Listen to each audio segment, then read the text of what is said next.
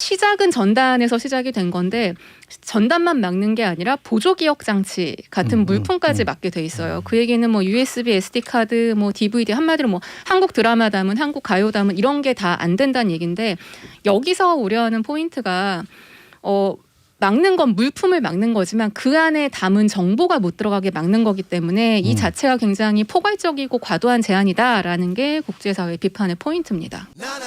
이철이의 정치쇼. 자, 마지막으로 외교안보 이슈를 다뤄보겠습니다. 대북 전단 금지법으로 알려져 있는 건데요. 해외에서 비판의 목소리가 꽤 나오대요. 네, 이게 뭐 사실 뭐 누가 먼저라고 하는 게 의미가 없을 정도로 다방면에서 나오고 있는데 뭐 국제 인권 단체들은 뭐 말할 것도 없고요. 미국 의회에서는 뭐 비판적인 입장을 내는 걸 넘어서 아예 내년 초에 청문회까지 준비를 하고 있고요.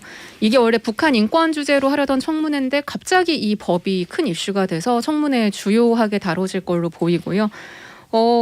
이게 좀 특이한 게 입법은 주권 사항이잖아요. 그 나라가 알아서 하는 건데 제3국 정부들까지 지금 약간 비판의 목소리를 내고 있는 게 미국 국무부도 사실상 비판한 입장을 냈고요. 캐나다도 마찬가지고요. 네. 영국 같은 경우도 의회에서 영국 외교부에 우려 전달에 이제 서한을 발송을 해놓은 상태입니다. 비판의 핵심이 뭡니까? 이게 이 외부에서 하는 비판을 보면 오히려 약간 우리 정부의 대응이 자꾸 핀트가 나간다는 거를 역으로 알 수가 있는 게 지금 우리 정부 대응은 이거예요. 이제 풍선에 넣어서 전단을 북한에 날리는 게 주는 해악.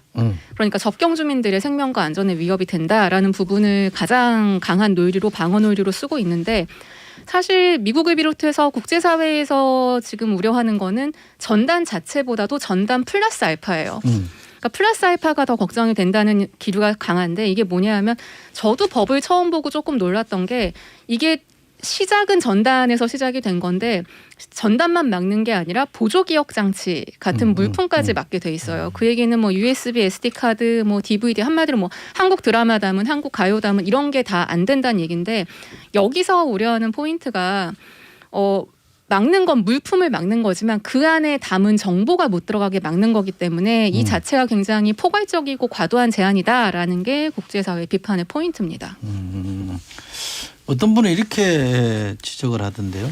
막는 거는 뭐 그럴 수 있는데 일종의 표현의 자유를 법으로까지 만들어서 금지하는 것 자체가 방법이 잘못됐다. 네, 그것도 사실은 이제 국제사회에서 하는 비판의 포인트 중에 하나인데 관련해서 통일부가 뭐 장문의 설명 자료를 냈어요. 거의 20페이지 가까이 된 설명 자료를 냈는데 거기서 가장 강하게 주장하는 이 법의 근거라는 게 대법원 판례입니다.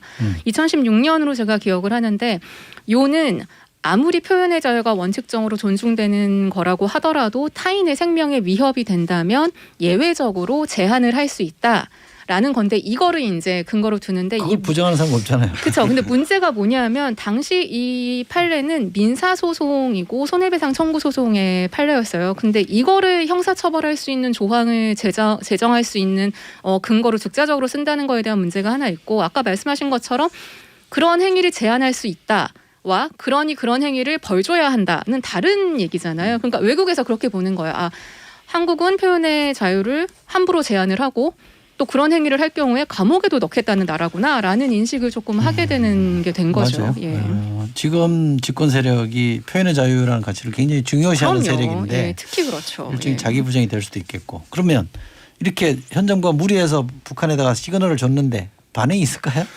일단 지금은 조용하고요. 사실 뭐 지금 야당에서는 김여정 하명법이다 이런 이야기도 하는데 저는 맞아요. 그건 좀 과도하다고 생각을 하는데 사실 이제 정부의 복선은 남북 관계를 좀 더 원활하게 개선하기 위한 이제 조건을 좀 상황을 여건을 좀 더 원활하게 만들겠다라는 차원에서 밀어붙인 거는 맞는데 북한은 지금 대북 전단이 중요한 게 아니라 미국에서 바이든 행정부가 출범을 하면서 이 엄청나게 지금 계산이 복잡한 상황인데 이거에 대해서는 즉자적인 반응조차 한 줄도 아직 안 나오고 있고요. 그래서 소기의 목적을 달성할 수 있을까는 솔직히 저는 조금 잘 모르겠습니다. 가만히 있는 것도 아쉽습니다. 만약에 엉뚱한 행동해버리면 우리 정부가 좀 머쓱해지는. 그럼요. 더더군다나 그렇죠. 그래서 미국에서 오바마 행정부 때 북한 인권 특사였던 로버트 킹이란 사람은 이게 오히려 북한이 언제 남한이 이런다고 호응한 적이 있었냐. 이게 남북 관계 개선으로 이어지는 게 아니라 오히려 한미 관계에 껄끄러운 일이 될 수 있다라는 우려를 좀 공개적으로 하기도 했습니다. 있습니다. 네. 김영준님 문자 주셨습니다. 북한과 대화 협상을 하는 건 좋은데 국제사회의 상식 밖으로까지 끌려다니지 말았으면 좋겠습니다 하셨습니다. 자, 뉴스 삭스리 오늘은 여기까지 하겠습니다.